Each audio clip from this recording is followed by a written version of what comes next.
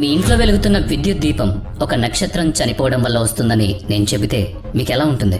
అవును, ఒక నక్షత్రం చాలా కాలం క్రితం పేలిపోయింది. ఆ పేలుడులో పుట్టిన ఒక మూలకం ఈ రోజు మన ప్రపంచానికి శక్తినిస్తోంది. ఈ రోజు మనం తెలుసుకోబోయే మూలకం గురించి ఒక ఆసక్తికరమైన కథ ఉంది. ఇది మానవ చరిత్రలోని అత్యంత రహస్యమైన అలాగే బలమైన మూలకాల్లో ఒకటి. ఈ మూలకం చీకట్లో ఉన్న నగరాలకు వెలుగునిస్తుంది. కానీ ఇదే మూలకం తప్పుడు వ్యక్తుల చేతుల్లోకి వెళితే మొత్తం మానవ జాతిని నాశనం చేయగలదు. ఆ మూలకం పేరే యురేనియం. నగరాలకు వెలుగునిచ్చిన ఈ యురేనియమే చరిత్రలో అత్యంత వినాశనకరమైన ఆయుధంగా కూడా మారింది. అయితే ఇక్కడ ఒక పెద్ద ప్రశ్న ఉంది. అసలు ఈ యురేనియం ఎలా తయారవుతుంది? దీన్ని మనుషులు తయారు చేస్తారా? దీన్ని ఏదైనా కర్మాగారంలో తయారు చేస్తారా? లేదా శాస్త్రవేత్తలు దీన్ని ప్రయోగశాలలో సృష్టిస్తారా? లేక దీని కథ మన భూమి కంటే పాతదా? లేదా ఇది విశ్వం మనకు ఇచ్చిన రహస్యమైన బహుమత? నిజం తెలిస్తే మీరు ఖచ్చితంగా ఆశ్చర్యపోతారు. యురేనియంను మనుషులు తయారు చేయలేదు. ఇది కొన్ని కోట్ల సంవత్సరాల క్రితం ఏర్పడింది. అప్పటికి మన భూమి ఇంకా పుట్టలేదు. విశ్వంలో ఉండే చాలా పెద్ద నక్షత్రాల వయసు అయిపోయినప్పుడు అవి ఒక పెద్ద విస్ఫోటనంతో పేలిపోతాయి.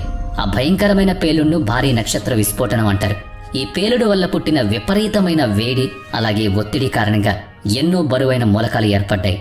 ఆ బరువైన మూలకాల్లో ఒకటే ఈ యురేనియం. మనం ఈ రోజు అణుశక్తి కోసం వాడుతున్న ఈ మూలకం నిజానికి ఒక నక్షత్రం చనిపోయినప్పుడు మిగిలిన ఆఖరి గుర్తు. సుమారుగా 450 కోట్ల సంవత్సరాల క్రితం భూమి ఏర్పడినప్పుడు ఈ మూలకాన్ని భూమిలోని శిలల్లో కలిసిపోయాయి. యురేనియం కూడా వాటితో పాటే భూమి పొరల లోపల దాగిపోయింది. ఈ రోజు కూడా యురేనియం మనకు బయట ఎక్కడ కనిపించదు. ఇది భూమి లోపల ఉన్న శిలల్లో చాలా తక్కువ పరిమాణంలో ఉంటుంది. చాలాసార్లు ఒక టన్ను రాళ్లలో కేవలం 100 గ్రాముల యురేనియం మాత్రమే దొరుకుతుంది. అందుకే దీన్ని నేరుగా వాడుకోవడానికి వీలు పడదు. ఇక్కడ ఒక ముఖ్యమైన విషయం అర్థం చేసుకోవాలి. యురేనియం ఎలా తయారవుతుంది అని అడిగితే దాన్ని ఎవరో తయారు చేస్తున్నారని కాదు. నిజానికి యురేనియం ప్రకృతిలో ముందే ఉంటుంది. మనుషులు దాన్ని ముడి పదార్థాలుగా బయటకు తీసి వాడుకోవడానికి వీలుగా మార్చుకుంటారు. భూమి నుంచి తీసే ఈ రాళ్లను యురేనియం ఖనిజం అని పిలుస్తారు. ఆ ఖనిజాన్ని ముందుగా గనుల నుంచి బయటకు తీస్తారు. ఆ తర్వాత వాటిని పొడి చేసి ఒక ప్రత్యేకమైన పద్ధతి ద్వారా దాని నుంచి యురేనియంను వేరు చేస్తారు. ఆ తర్వాత విద్యుత్ ఉత్పత్తి కోసం వాడుకునేలా దాన్ని మరింత శుభ్రం చేస్తారు. అంటే ఇక్కడ జరిగే అసలు పద్ధతి తయారు చేయడం కాదు, దాని రూపాన్ని మార్చడం మాత్రమే. ఒక సాధారణ రాయి ప్రపంచంలోని అత్యంత శక్తివంతమైన ఇంధనంగా ఎలా మారుతుందో మనం చూడొచ్చు. అలాగే ఇదే మూలకం చరిత్రలోని అతిపెద్ద సంఘటనలతో ఎలా ముడిపడి ఉందో కూడా తెలుసుకోవచ్చు. ఒకసారి ఊహించుకోండి, భూమికి 100 మీటర్ల అడుగున చిమ్మ చీకటి ఉంటుంది. అక్కడ భారీ యంత్రాల చప్పుళ్లు వినిపిస్తూ ఉంటాయి. కంటికి కనిపించని కానీ కోట్ల విలువ చేసే ఒక లోహం కోసం కార్మికులు అక్కడ వెతుకుతూ ఉంటారు. ఇదే ఆ యురేనియం గనుల ప్రపంచం. యురేనియం సాధారణంగా రాళ్లల్లో చాలా తక్కువగా దొరుకుతుంది. కాబట్టి దీన్ని బయటకు తీయడం అంత తేలికైన పని కాదు. దీనికోసం ఒక ప్రత్యేకమైన విధానాన్ని వాడతారు. ముఖ్యంగా 3 పద్ధతుల ద్వారా యురేనియంను వెలికి తీస్తారు. మొదటి పద్ధతి బహిరంగ గనుల తవ్వకం. భూమి పై పొరల్లో యురేనియం ఉన్నప్పుడు ఈ పద్ధతిని వాడతారు. పెద్ద పెద్ద యంత్రాలతో భూమిని తవ్వి ఒక పెద్ద గుంతను చేస్తారు. బయట నుంచి చూస్తే ఇది ఒక మైదానంలా కనిపిస్తుంది, కానీ నిజానికి ఇది 100 అడుగుల కంటే ఎక్కువ లోతుండొచ్చు. రెండో పద్ధతి భూగర్భ గనుల తవ్వకం. యురేనియం భూమికి చాలా అడుగున ఉన్నప్పుడు భూమి లోపల సొరంగాలు నిర్మిస్తారు. కార్మికులు ఆ సొరంగాల్లోకి వెళ్లి రాళ్లను పగలగొడతారు. ఆ తర్వాత ఆ యురేనియం ఖనిజాన్ని బయటకు తీసుకొస్తారు. ఈ పద్ధతిలో ప్రమాదాలు జరిగే అవకాశం చాలా ఎక్కువ. ఎందుకంటే అక్కడ రేడియో ధార్మిక వాయువులు అలాగే ధూళి వల్ల ముప్పు ఉంటుంది. ఇక మూడో పద్ధతిని ద్రావణాల ద్వారా వెలికి తీసే విధానం అంటారు. ఇది ఒక అత్యాధునిక సాంకేతిక విధానం. ఇందులో భూమిని ఎక్కువగా తవ్వాల్సిన అవసరం ఉండదు. భూమి లోపలికి ఒక ప్రత్యేకమైన ద్రావణాన్ని పంపుతారు. ఆ ద్రావణం రాళ్లలో ఉన్న యురేనియంను కరిగించి బయటకు తీస్తుంది. ఈ పద్ధతి సురక్షితమైంది, అలాగే పర్యావరణానికి కూడా తక్కువ నష్టం చేస్తుంది. కానీ ఇక్కడ ఒక పెద్ద ప్రమాదం పొంచుంది. యురేనియం అంత ప్రమాదకరమైంది కాదు, కానీ దాంతోపాటు రాడాన్ అనే ఒక వాయువు కూడా బయటకు వస్తుంది. ఈ రాడాన్ వాయువు ఎక్కువ కాలం మన శరీరంలోకి వెళితే చాలా తీవ్రమైన వ్యాధులు వచ్చే అవకాశం ఉంది.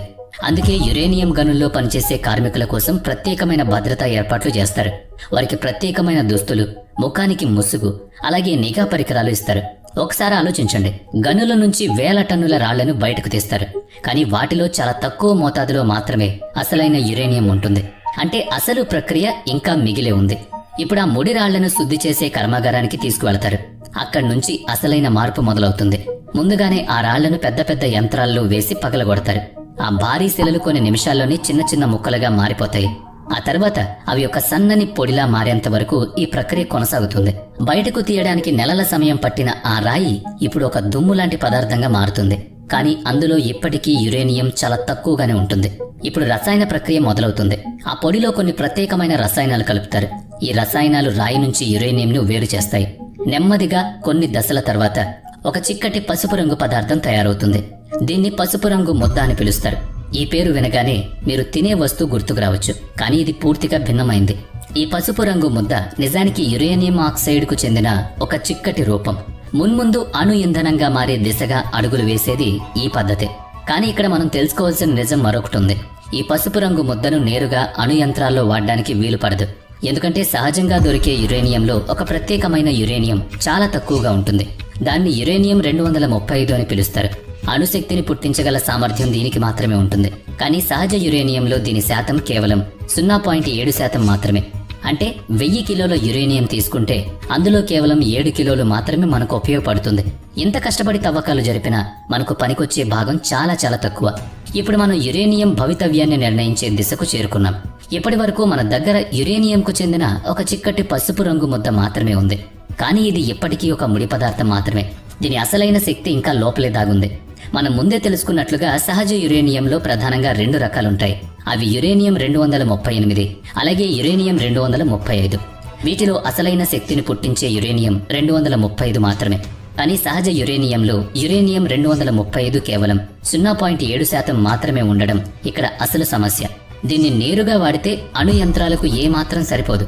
ఇక్కడి నుంచే అత్యంత క్లిష్టమైన అలాగే సున్నితమైన సంపన్న ప్రక్రియ మొదలవుతుంది. ఈ ప్రక్రియ చాలా ప్రత్యేకమైంది. ప్రపంచంలోని కొన్ని దేశాలు మాత్రమే దీన్ని పూర్తిగా చేయగలుగుతున్నాయి. అందుకే దీనిపై అంతర్జాతీయ స్థాయిలో చాలా కఠినమైన నిఘా ఉంటుంది. ముందుగా ఆ పసుపు రంగు ముద్దను ఒక వాయువుగా మారుస్తారు.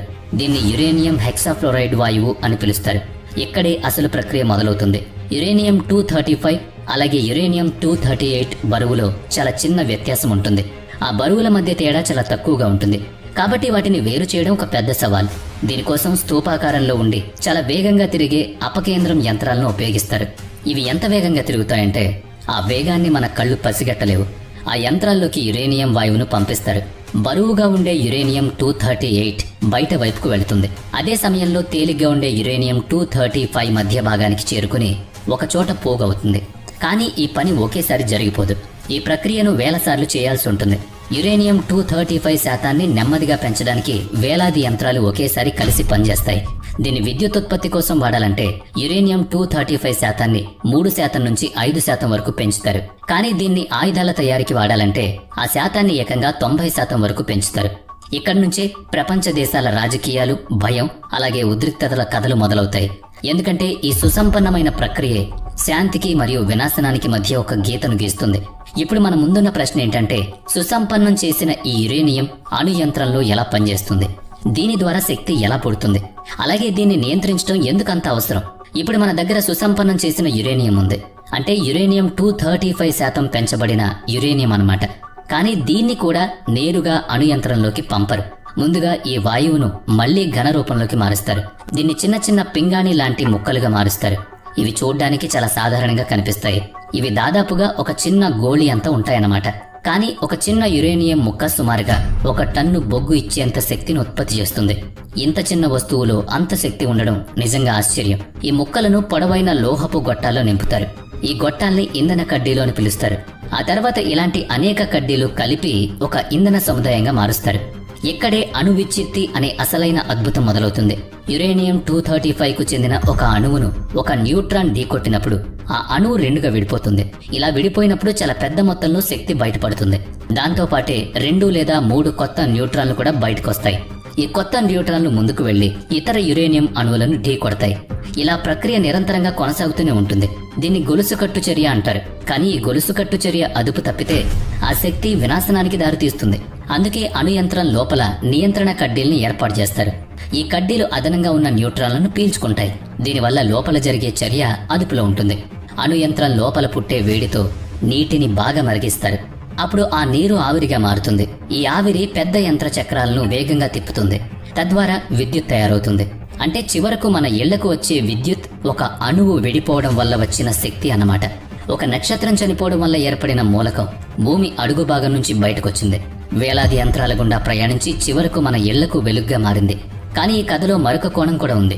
ఈ ఇంధనాన్ని వాడేసిన తర్వాత అది రేడియో ధార్మిక వ్యర్థంగా మారిపోతుంది. ఈ వ్యర్థాలను సురక్షితంగా చూసుకోవడమే అణుశక్తి ముందున్న అతి పెద్ద సవాల్. కాబట్టి యురేనియం కథ కేవలం తయారీకి సంబంధించింది మాత్రమే కాదు, ఇది ఒక పెద్ద బాధ్యత. ఈ మూలకం మనిషికి ఇంధన స్వేచ్ఛను ఇవ్వగలదు, కానీ ఏ చిన్న పొరపాటు జరిగినా చరిత్రలోనే అతి పెద్ద విషాదంగా కూడా మార్చగలదు.